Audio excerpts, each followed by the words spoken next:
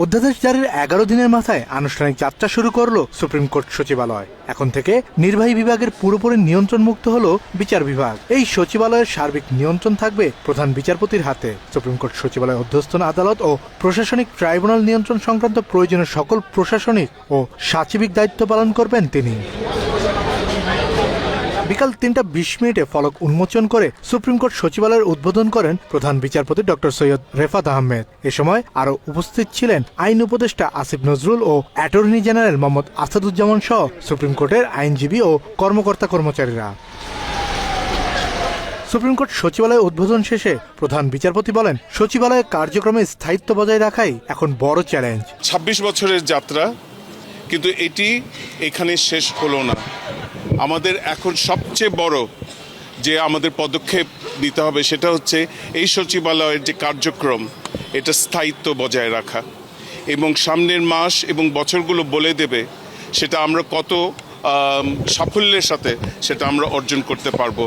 একটা জিনিস হয়েছে, এখন কিন্তু এই যে ক্ষমতা, আমাদের সাংবিধানিক ক্ষমতা, বিচার কার্য পরিচালনা করা এবং বিচার ব্যবস্থা পরিচালনা করা, সেটা কিন্তু সব কিছু কনসেন্ট্রেটেড হয়ে গেল সুপ্রিম কোর্টের কাছে।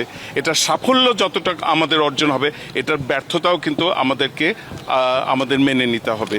তো সেই দিক থেকে আমি সবার কাছে আমার আহ্বান রইল, আগামীতে যে নির্বাচিত সরকার আসবেন তাদের তো বটেই, এবং আমাদের যত স্টেক হোল্ডার আছে তাদের সবাইকে এই যে ধারাবাহিকতা, এই সচিবালয়ের ধারাবাহিকতা, আইনের শাসন বজায় রাখা, গণতন্ত্রকে বজায় রাখা, এই ধারাবাহিকতা যেন অটুট থাকে এটা। এবং আপনারা, আমি সবসময় বলি, ফোর্থ স্টেট যারা মিডিয়া আছেন, আপনারা প্রিন্টেড ইলেকট্রনিক মিডিয়া আছেন, আপনারা গত 16 মাসে আমাদেরকে যে সহযোগিতা দিয়েছেন, সারা দেশে আমাদের যে বার্তা পৌঁছে দিয়েছেন, সেটার জন্য আমি আপনাদের কাছে ব্যক্তিগতভাবে অনেক অনেক কৃতজ্ঞ। মাত্র 30% টাকায় জমির মালিক হয়ে নতুন বাংলাদেশের গড়ে তোলার স্বপ্ন দেখা বাংলা বসতি।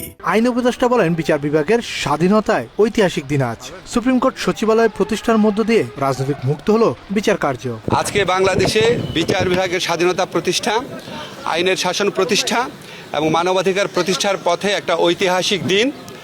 আজকে আমাদের আনুষ্ঠানিকভাবে বাংলাদেশের সুপ্রিম কোর্টের স্বতন্ত্র সচিবালয় স্থাপন করা হলো। এই সচিবালয় আইন করার জন্য বিগত 3 দশক যাবৎ বিভিন্ন রকম চেষ্টা করা হয়েছে, এর আগে করা সম্ভব হয় নাই। হলে বাংলাদেশের মানুষের লাভ কি? লাভটা হচ্ছে, আপনারা আগে সবসময় শুনতেন যে অধস্তন আদালত যে আছে, ট্রায়াল কোর্ট আছে, সেগুলির উপর যে রাজনৈতিক সরকারের মন্ত্রীরা ছিল, বিশেষ করে আইনমন্ত্রীর কথা বেশি শোনা যেত।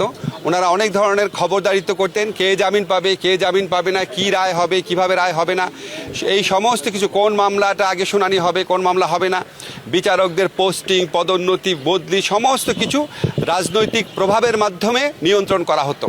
এখন আর রাজনৈতিক প্রভাব থাকবে না। এটা আইন মন্ত্রণালয়ের কাছ থেকে সম্পূর্ণভাবে বাংলাদেশের সুপ্রিম কোর্টে যে প্রধান বিচারপতি আছেন, ওনার নেতৃত্বে যে সচিবালয় আছে সেখানে ন্যস্ত করা হয়েছে। আগামীতে আমরা বিশ্বাস করি এই সচিবালয় বাংলাদেশে আইনের শাসন প্রতিষ্ঠার পথে একটা বিরাট ভূমিকা রাখবে। সুপ্রিম কোর্ট সচিবালয় পরিচালনায় ইতোমধ্যে 2টি কমিটি করা হয়েছে। সেই সাথে সিনিয়র সচিব করা হয়েছে সুপ্রিম কোর্টের রেজিস্ট্রার জেনারেল হাবিবুর রহমান সিদ্দিকীকে। কাজী পাপ্পু, বাংলা এডিশন, ঢাকা।